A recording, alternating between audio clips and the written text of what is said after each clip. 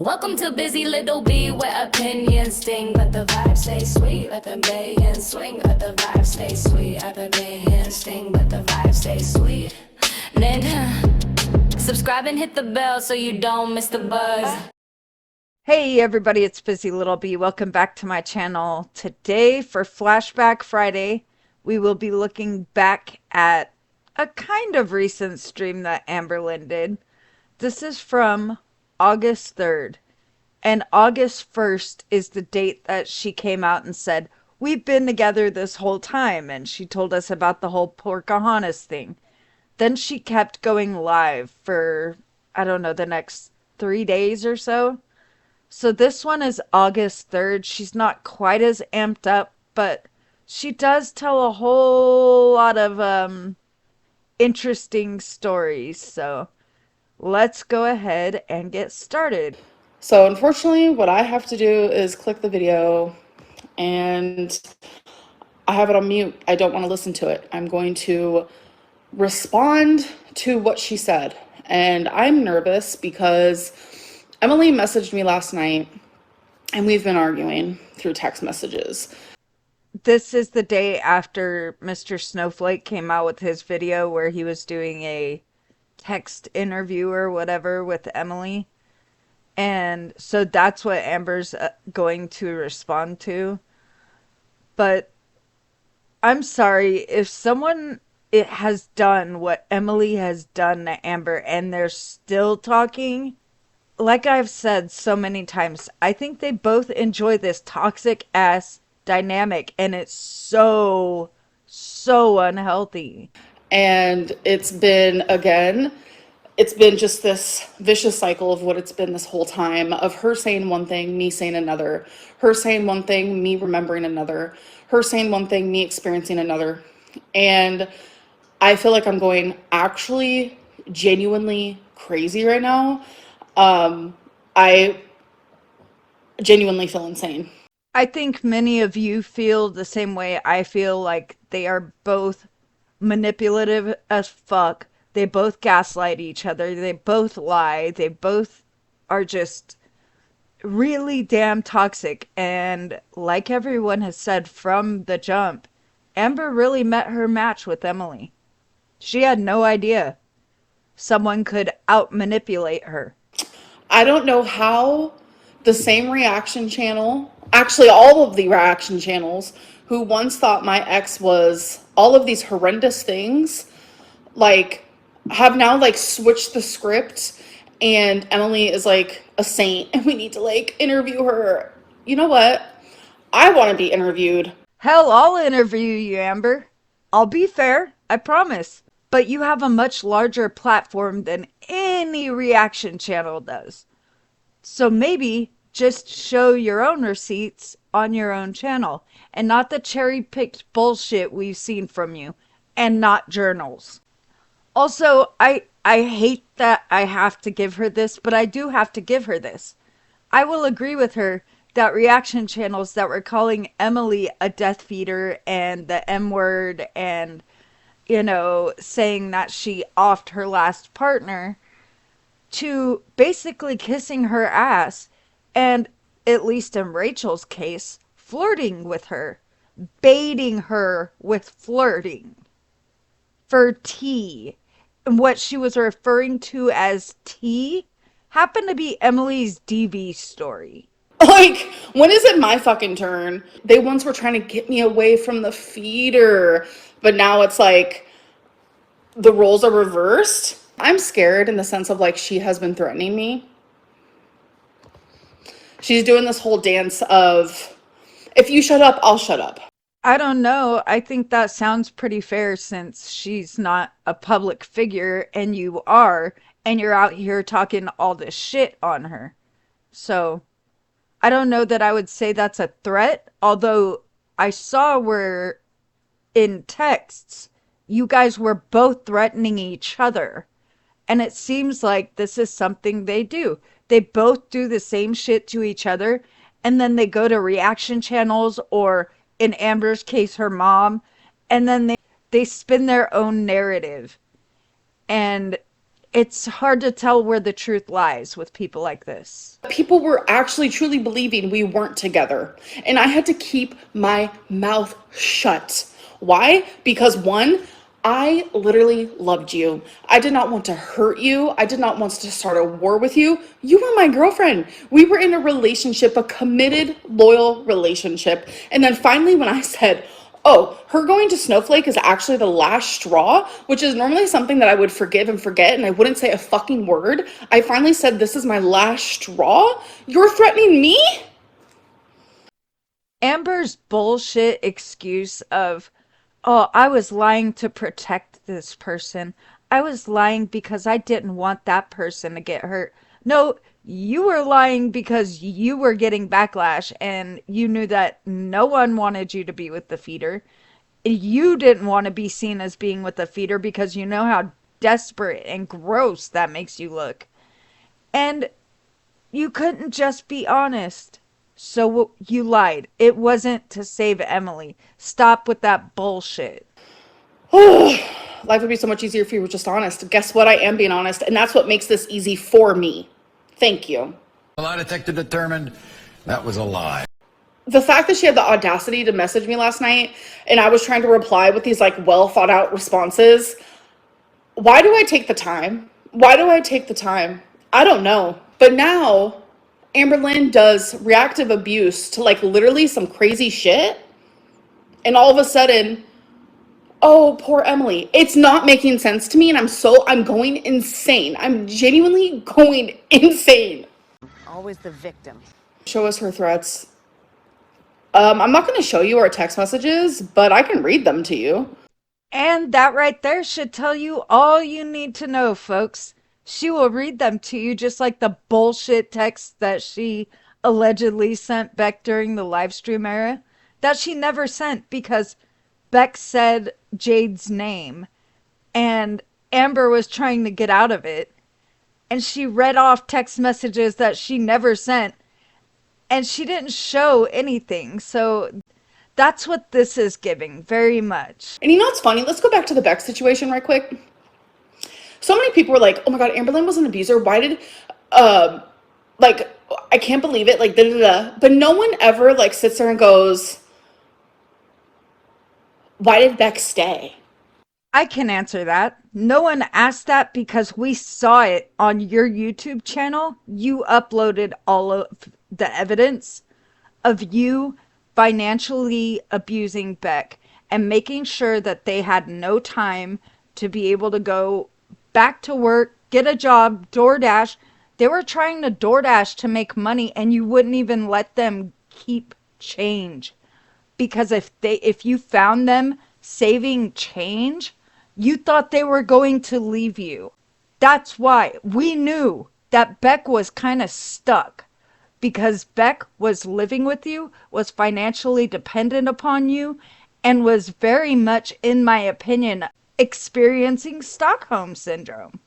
You held them captive and they got stuck. But you know what? They did eventually leave, Amber. It's not okay to equate that with your relationship with Emily, who you have never lived with. You guys don't share a home, any pets, any financial obligations, anything. You're both independent. You don't even live in the same state. So don't compare the two. Very different situations. I have never been with someone like this in my life who genuinely, I have never screamed at the top of my lungs till I've been in a relationship with her. I call bullshit because Destiny and Beck have both told us that you scream at the top of your lungs and in their faces. So bullshit. You have a history of being abusive, though. You guys have a history of just hearing like hearsay. We have 12 years of archived evidence of you abusing your partners verbally, emotionally, mentally, and sometimes physically on your own channel. No, not hearsay. And you know who else has a history of being abusive? Emily. Amber, you could probably shut everyone up with proof. I probably could, but I'm not like this girly pop that's just like, here's proof, plus how the fuck do I show it? For those of you who may not be as familiar with Amber's content, she is that kind of girly pop to prove something if she has proof. We're still together. Lies you never post. We're not together anymore. I could trust you that, James, but thank you. So then when she would make fun of me and she would make fat jokes, like literally to my face, that's one of the reasons why I knew it was her that said Pocahontas, who said that if I lost weight, I'd look like a melted candle, because she also said that about another girl who lost a bunch of weight, and that's how I knew it was her. Okay, but the whole point is that your self-esteem and self-worth are so low that you're begging for this woman back who supposedly body shamed you to your face and behind your back with your haters. And she lied and lied and lied. She was like, that's not my Reddit. That's not my Reddit. That's actually my friends. That's actually my friends. And then she finally admitted it to me and she said it was hers. I genuinely feel alone and I feel confused. I feel sad. I feel broken. I feel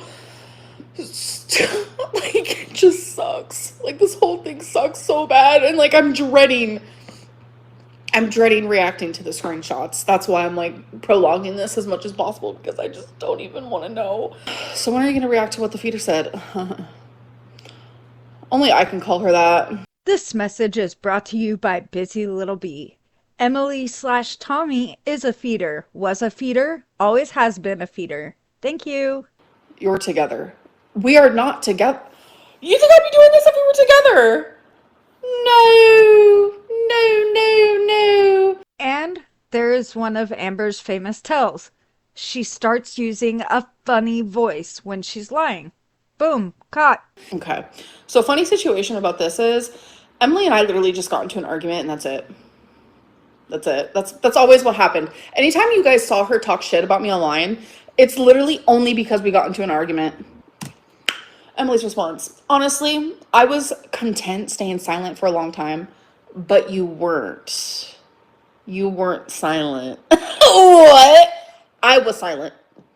That was me. That was me. But I'm tired of watching her dodge any real accountability. You are literally the queen of dodging accountability. She creates her own reality and expects everyone to play along. Are we describing you right now? The sad part is most people do, because they're either scared of her and don't want to deal with the drama. But I hit a point where I just couldn't sit back and watch her keep rewriting the truth. You are not afraid of me. How many times have I said that I'm afraid of you? You are not afraid of me because you've gotten public behind my... Amberlynn, calm down.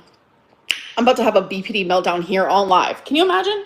In my opinion, this just seems like her doing the Casey thing all over again, the Darvo thing, where Emily lobs accusations at Amber, and Amber's like, no, that was you. No, that was you. You did all that. You did all... It seems to me like Amber's just trying to turn it around, but I do think they both played games with each other. Emily said, at first everything was great. I really thought I had found someone who was kind, laid back, and just fun to be around. She was able to carry on a conversation, and it's hard to find these days. Looking back now, I obviously was looking at everything through rose-colored glasses. Wow, that sounds very Amberlynn coded. No, it sounds like the beginning of a new relationship, you fuckwit. She really made it seem like she was a grounded, supportive person. I told her upfront I was grieving Colleen and still will be. Yes, that is true. She said she understood and respected that. Yes, that is true. Still do. She said it wouldn't be an issue at all. That is true. That was super important to me for her to be accepting of it. And for a little while, it felt good. We actually had fun together. We laughed, we joked around, and it was chill. I genuinely enjoyed spending time with her before she started showing me who she really was. Listen, bugs have been a huge talk in girl world lately. If you didn't just notice, she just scratched her arm for a good, I don't know, 10, 15 seconds there. That's definitely not cat scratches. But moving on to what she was actually talking about, notice how she said everything that Emily was saying was the truth until it got to anything negative about Amber. I guess it was a typical scenario of love bombing.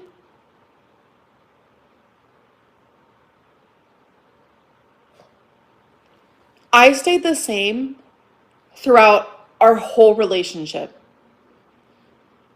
even to the point of all of the betrayals, the lies, the emotional cheating, the deceit, all of it. I stayed the same. I kissed your ass because I was scared of you. And there we have it. She's fully turned it around. Now she was scared of Emily. She didn't say it before then, but once Emily said she was scared of Amber, she had to turn it around. Typical Darvo, typical narcissist. I am not in any way qualified to diagnose anyone with anything, but I think we can all recognize that Amber has a ton of narcissistic traits. Finally, when my BPD meltdowns, tantrums, whatever the fuck you want to call them, would snap, that's when my fear was gone because I was so heightened and so scared. My fight or flight was fight.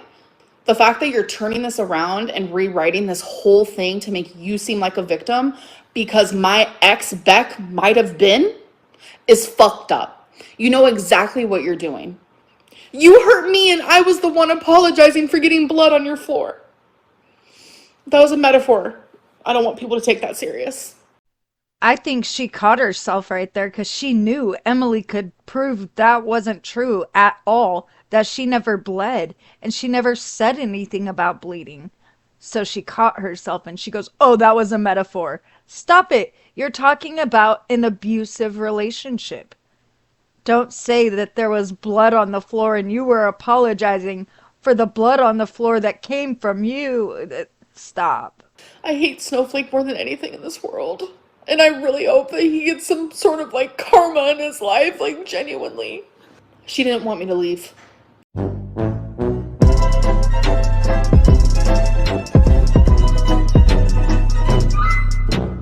She would get irritated if I checked my phone or responded to my messages that weren't about her or focused on her. I'm sorry, but I do not remember that. It's like I'm psychic. But everything really started to change when Amber came to visit me. Yeah, because I saw your true colors. I saw your true colors. Who changed me? Think about that for 3 seconds. Who changed me? If you're a woman in your mid 30s and you let someone else allow you to behave out of character, that's still on you. No one can change you unless you allow it. That's the problem with Amber, is she's got this weird mindset where she's never to blame for her own actions, reactions, behaviors. It's weird. It wasn't me. I did not want to show anyone who Emily was. I actually have text message proof of this. We had talked about it in text messages. I knew the hate was going to happen. I explained the hate. I told her, I don't want the haters to find you. I don't think you can handle it. I don't want you to handle it. I don't want to post you. Amber didn't want the haters to be right that she was with a feeder. I was guilt tripped so bad. She would say things like, I don't want to be hid. I don't understand. Like, Alexis actually told you guys this. Alexis lied about some stuff, but there was some stuff she was truthful on. I've always said that. But I was guilt tripped into revealing who she was. She really didn't like that I had a life outside of her. Not true. I mean, I work 12-hour shifts. I have a family, friends, pets, a house to take care of. Those are true things, but I didn't care because she only worked like twice a week. So, what? I have responsibilities. But anything that wasn't about her felt like an inconvenience to her, and she made that very clear. That is so not fucking true. It is absolutely insane.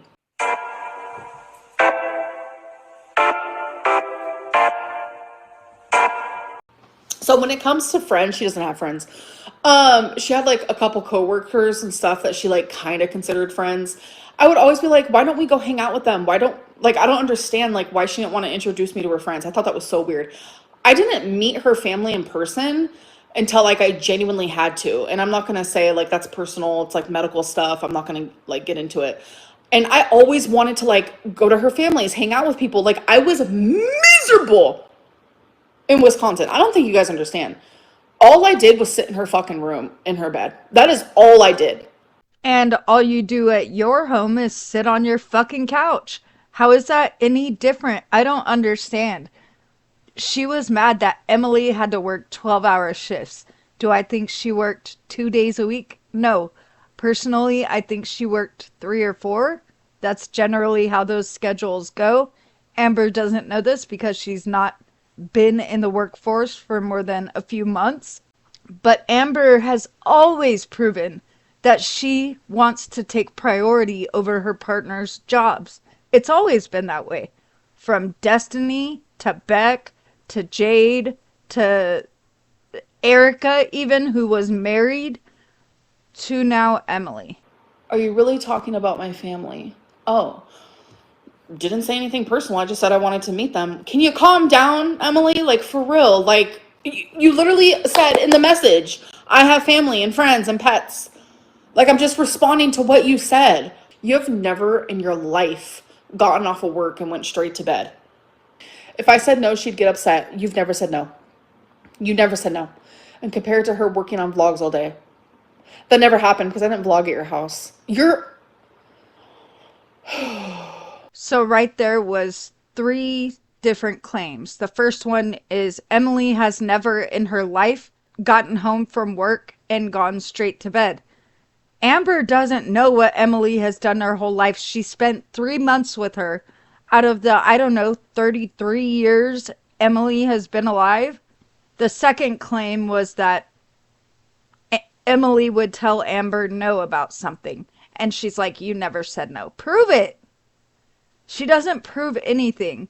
And then she said, that didn't happen because I never vlogged at your house. There were multiple vlogs that were done while she was in Wisconsin. Nice try. All of that was lies, which tells me that Amber is trying to cover up a lot of shit right here. Saying she still had the energy to do things, so I should too. Okay. That none of that ever happened. And that's fine. That's fine. That's fine. Amber expected me to constantly be available. I will say, I was a little like that. For anyone who's listening and just has this on as background noise, she just scratched her shoulder for quite a while again. Just noticing the fact that she does tend to itch her skin a lot. And that's not excoriation disorder. She's not picking. She's scratching something that itches. Fucking lie. Fucking lie. Fucking lie. She was always in a bad mood because of this. I don't know what that means. If I did anything that didn't involve her directly, she would start an argument. Not true. And I sit here and I rage and I rage and I rage because you pushed and pushed and pushed and pushed. You lied. You cheated. You betrayed. You lied. You did secret shit. You verbally abused me, etc., etc. The list literally, genuinely goes on. But you know that I'm not a narcissist. You know that I'm not. You know that. My pain turned me into a monster because of what you did. She came into the room and stood over the bed. She told me that if I wasn't going to continue the conversation, which was basically her going on and on of how I didn't love her and all of this crap, then said, fine, if I can't have peace from being able to have this conversation, then you aren't going to either. She would then stand next to the bed I was sleeping in and intentionally keep me up all night. I feel like this happened every time she knew I was going to work, like she was intentionally keeping me up because she didn't like that I wasn't home instead of work. That's a bullshit lie. That's a bullshit lie. She 100% used her BP as an excuse. I do, it's also a reason. That's what's frustrating me the most. Anytime she'd have one of her tantrums, she wouldn't take any accountability and say it's because she has BPD. And she'd be like, I'm not trying to be mean. I'm just trying to tell you how I feel. Which is true. I am just trying to tell you how I feel. We've all witnessed what Amber telling someone how she feels looks like. And it's, you don't love me. You aren't there for me. You're rude to me. You're abusive. You this, you that. Not, I feel like I'm hurt because I don't feel like I'm getting enough of your time. She doesn't know how to use I statements. That's one of the most basic fucking things that you learn when you learn communication and how to work things out. But we know that with Amber, her telling her partner how she feels is always really her just reaming them and trying to make them feel as little as possible. I was miserable. I did her laundry. She did do my laundry because I literally could not do the laundry. I cleaned up after her and took care of the pets. She won't ever let Twinkie or the dogs out during the day when she was home. That's a fucking lie. So I'll come home from work. I have to clean up Twinkie's pee off the brand new floor that I put in. And her dog's pee, but that's not true. That was from when we were fucking sleeping. I started with her just shouting at me to escalating to her slamming doors and punching walls. That never fucking happened. I think I slammed a door one time because I was so fed up. I went to a different room, slammed the door. I was done. Like the betrayal, the gaslighting, the stonewalling, the cruelty, the fat jokes. I never punched a wall. She was on Tumblr looking at naked women bigger than me right after having sex with me. And you stayed with her, and in my opinion, you're still with her. So that's on you, girl. You are the one coming out looking like shit here. Both of you, really. But honestly, none of us knew about or gave a fuck about Emily. However, we have covered you for a long time. We've all been watching you for a really long time. And we keep seeing you get worse in how you treat people. And the picture that is so engraved in my brain that made my whole soul leave my body was this woman on an oxygen tank in a hospital bed. I didn't throw a thing at you, Emily.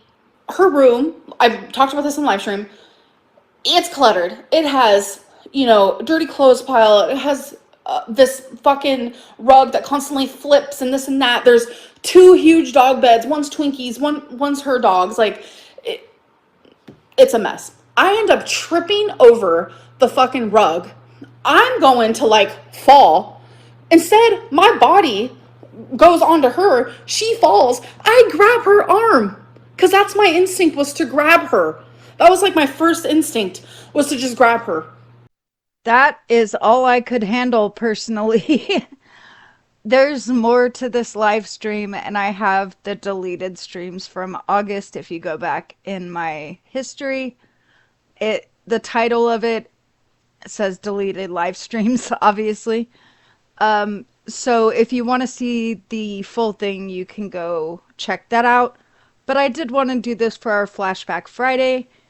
Thank you guys for watching. Please make sure you hit the like button so we can move this up in the algorithm. I appreciate you watching, and I'll see you again on Monday for our Messy Monday. Have a good weekend, everybody.